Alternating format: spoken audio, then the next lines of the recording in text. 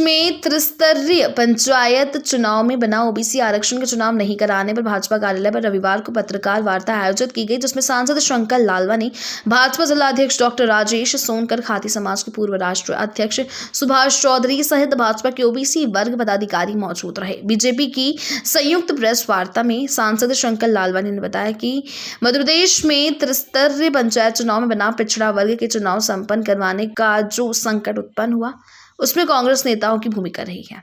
अगर कांग्रेस व्यवधान उत्पन्न नहीं करती तो ओबीसी वर्ग पंचायत चुनाव में भागीदारी करता और चुनाव भी संपन्न हो जाते, लेकिन कांग्रेस ने अड़ंगा लगाने का काम किया। सांसद शंकर लालवानी ने पंचायत चुनाव में ओबीसी वर्ग को हुए नुकसान के लिए कांग्रेस नेता विवेक तनखा को दोषी बताते हुए कहा कि कांग्रेस के कारण है ओबीसी वर्ग को पंचायत चुनाव में आरक्षण नहीं मिल पाया। इसके लिए कांग्रेस को ओबीसी वर्ग से माफी मांगनी चाहिए।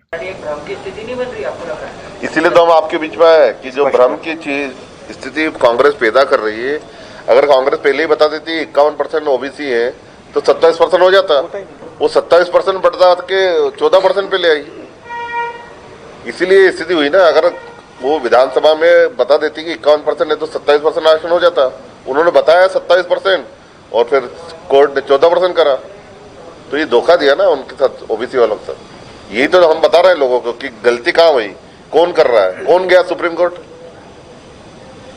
भाई हमारे लोग तो नहीं गए ना, वही गए ना। क्यों प्रक्रिया रोकी चुनाव की? न कोर्ट जाते न प्रक्रिया रुकती, अभी चुनाव हो जाते हैं और ओबीसी का जो हक है वो उनको मिलता है। हाल ही में जो पंचायत चुनाव को लेकर हमारी सरकार ने तैयारी की थी और उसका पूरा कार्यक्रम घोषित किया था, उसकी पूरी तैयारी शुरू हो गई थी और हमने देखा कि किस प्रकार कांग्रेस ने इस पंचायत चुनाव में पिछड़ा वर्ग के नाम पर किस प्रकार अड़ंगा डाला। जब प्रक्रिया पूरी प्रारंभ हो गई थी और होने के बाद भी हमने देखा कि कांग्रेस के नेता कोर्ट गए और कोर्ट में पूरी कार्रवाई को रुकवाया और उसके बाद भी हमारी सरकार ने कहा कि नहीं, हम चुनाव कराएंगे तो आरक्षण के साथ कराएंगे। और माननीय मुख्यमंत्री जी ने, हमने देखा विधानसभा में भी पूरी बात रखी और अध्यादेश के माध्यम से वापस हम जो 27% हमारा जो आरक्षण का रिजर्वेशन था उसको लेकर उन्होंने अध्यादेश जारी किया। कांग्रेस शुरू से ही पिछड़े वर्ग के खिलाफ रही है और मैं बता दूं कि जब पिछली बार इसका आरक्षण 14 से 27% किया गया था, 8 मार्च की बात है, और उस समय कांग्रेस सरकार ने आरक्षण को लेकर कोई कोर्ट गए थे और उस समय कांग्रेस ने कोर्ट में सरकार का पक्ष रखने के लिए कोई भी खड़ा नहीं किया था और जिसके कारण फैसला हाईकोर्ट में जो आया था वो इसके अनुकूल नहीं आया था। कांग्रेस चाहती तो सुप्रीम कोर्ट जा सकती थी, लेकिन वो नहीं गई। कांग्रेस ने पिछड़ा वर्ग के अधिकारों को षड्यंत्र पूर्वक रोकने का काम किया है। इसका उदाहरण पिछड़ा वर्ग के बड़े नेता सुभाष यादव के साथ कांग्रेस नेतृत्व ने भेदभाव करते हुए विधायकों के समर्थन के बावजूद मुख्यमंत्री नहीं बनने दिया था। सांसद शंकर लालवानी ने बताया कि हर वर्ग की चिंता करने वाले प्रदेश के मुख्यमंत्री शिवराज सिंह चौहान सबका साथ, सबका विकास, सबका विश्वास के साथ मूल मंत्र को लेकर काम कर रहे हैं। उन्होंने पिछड़ा वर्ग के आरक्षण के साथ चुनाव करवाने की बात कही थी, इसलिए पंचायत चुनाव करवाने का अध्यादेश वापस लेकर पिछड़ा वर्ग के हितों का संरक्षण करने का काम किया है। हमने देखा माननीय शिवराज सिंह चौहान जी ने पिछड़ा वर्ग कल्याण आयोग बनाया, जिसमें पिछड़ों के लिए बहुत सारी योजनाएं लागू की।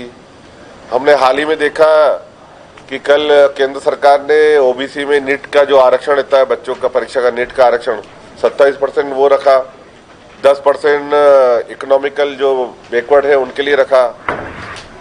यही नहीं, हमारी जो केंद्र की सरकार है उसमें अगर आप मंत्रियों की संख्या देखोगे तो पिछड़े वर्ग के बहुत सारे मंत्री जो आज तक की केंद्र की सरकार में नहीं रहे, प्रदेश में नहीं रहे। मुख्यमंत्री जी की बात करें, हमारे प्रदेश में उमा भारती जी पिछड़े वर्ग की मुख्यमंत्री बनी, शिवराज सिंह चौहान है।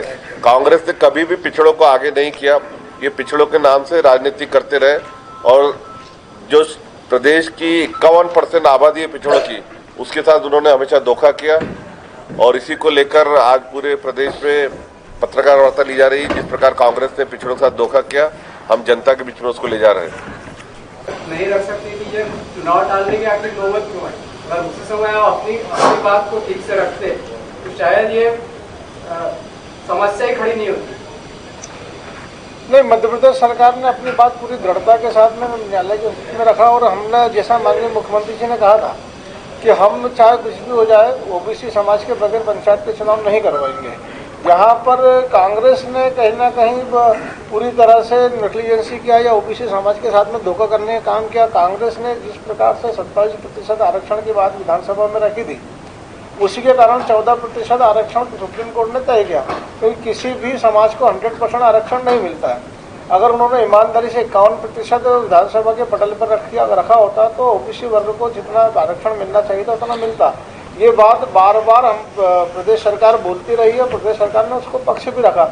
इसीलिए जब माननीय न्यायालय ने इस बात को स्वीकार नहीं किया तो माननीय मुख्यमंत्री जी ने अपना लाया हुआ अध्यादेश वापस लाकर ये ओबीसी समाज के साथ में हमको पूरा न्याय करना है, इसलिए चुनाव में हम वापस से पंचायत के चुनाव में हम फिर पुनः अध्यादेश लाएंगे। हमारा कहना है कि आप फिर से वापस सुप्रीम कोर्ट ही गए हैं, अब वापस आपने सुप्रीम कोर्ट से कहा कि आप तय करो, उस समय आप ये बात रख सकते। नहीं, अब तो अध्यादेश लाके हमने चुनाव ही निरस्त कर दी ना, अब तो नया अध्यादेश आएगा और वापस होगा। और क्योंकि ये देखिए स्पष्ट है, कांग्रेस ने, चाहे कांग्रेस का आंतरिक मामला भी हो या बाहरी मामला हो, हमेशा ओबीसी वर्ग के साथ में धोखा किया।